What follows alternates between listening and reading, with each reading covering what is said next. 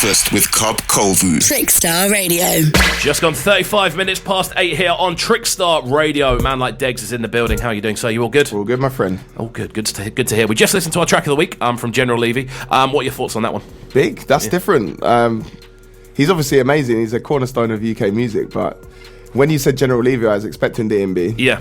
So that was kind of like a Scar two-step bopper. You know what? I said it off air. That to me is like what I think when I hear the word Boomtown. Yeah. The sort of thing I can imagine that. Yeah. I hear in my head. But yeah, really cool tune. We're going to move on to kind of like the formation of the album next. So obviously you've been very heavily involved in sort of studio time and getting the project together. What's the kind of layout of the album in general? What's it called first of all? So the album's called Letters from Degwa. My Swahili name. I'm half Kenyan, half English, so my Swahili name is Degwa.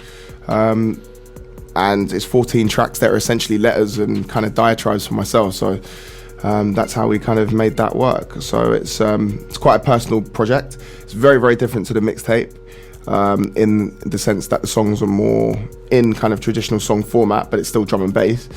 And I'd probably say it's definitely the most extensive and detailed piece of music or project that I've worked on so far. Definitely, man. I mean, we've obviously been listening through a couple of bits here and there, and it's quite cool to see almost like the almost quick growth, if you know what I mean, like from the mixtape to the album project so far. Like obviously you've been, as I was saying earlier, you've been quite involved in sort of studio scenarios and stuff. Like who have you been working with on the album? You've listed a couple of the producers that are involved so far.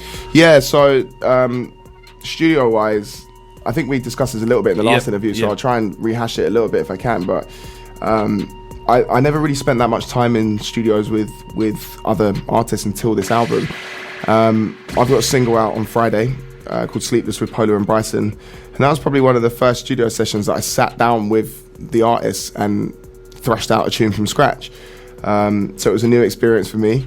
I'm a little bit of, believe it or not, can be a bit of a nervous guy sometimes, so I was actually a bit reluctant to do it, but Hospital were pushing me saying, you really enjoy it. And we ended up writing one of the better tracks on the album. So, it's funny how these things happen. Another, big shout to Hospital for always pushing their artists to go past. Would you say new experiences? Like pushing them into new experiences that they know what. Yeah, I think, or at least different experiences. Yeah, I think they definitely have a grasp of trying not to allow artists to think they have a ceiling. You know what I mean? And I definitely.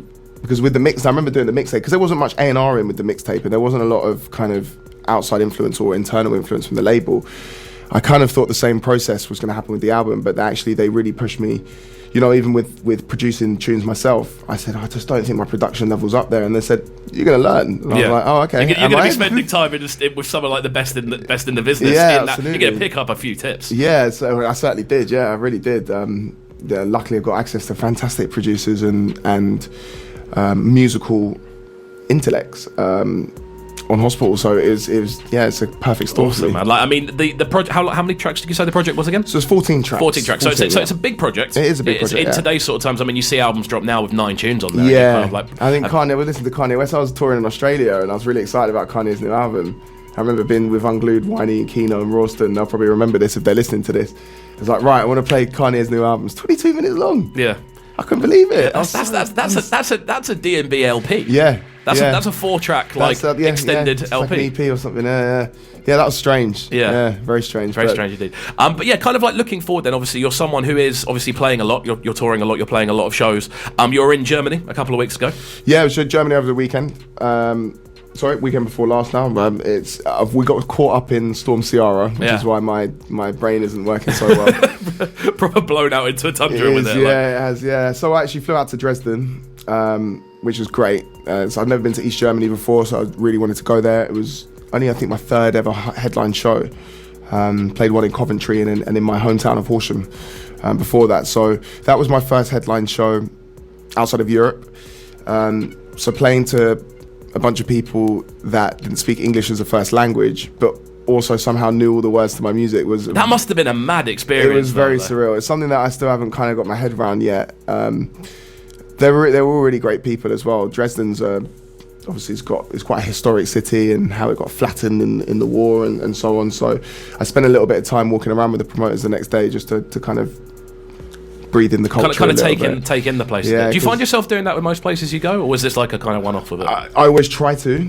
I think a lot of artists will sympathise with the fact that sometimes it's just a bit of an in and out job. You've got another show in another city or another country the next day, or even sometimes the same evening. But yeah, I always try to, because I always wanted to travel a lot, and now I have the opportunity to do it while I was doing something that I love. I want to make the most of it as much as I can, and as you know, I think because I'm a little bit older now. I'm 31.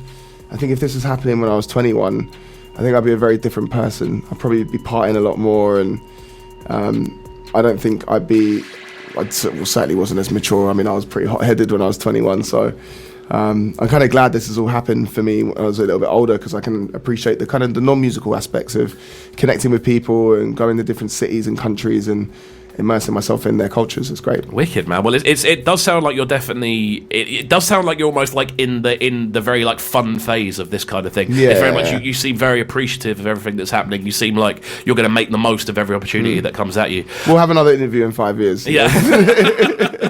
See exactly what's gone down. I'm looking forward to that one. But yeah, let's talk about this next tune then. This one is killer. Talk me through this one.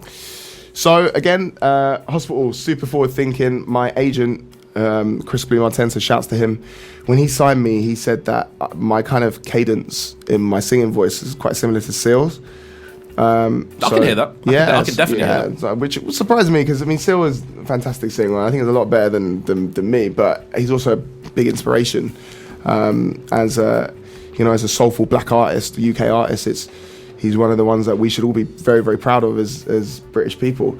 But yeah, so basically they suggested that we do this old, track from the early 90s, Killer with a damp skin Seal.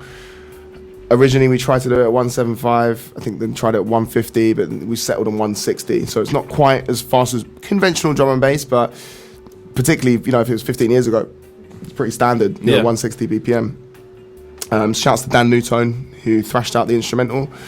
And it was just a pretty quick process, and all of a sudden it was my first single after the mixtape on Hospital. Mad stuff. It's always cool to hear. The journey sounds amazing, man, and it does sound like you are someone who is very, as I said, very much enjoying the process, which is really cool to hear. Yeah. Right, let's jump into this one then. This one is Killer by yourself, and it's Newtone, I believe, on the production. You said. Yeah. One more time, quickly. What is the best social media app for people to get you on? So hit me up on Instagram @Degs Music, Twitter, Facebook, all the same. Good stuff. Don't go anywhere. It's breakfast. Waking up Brighton. Breakfast with Cobb Colville.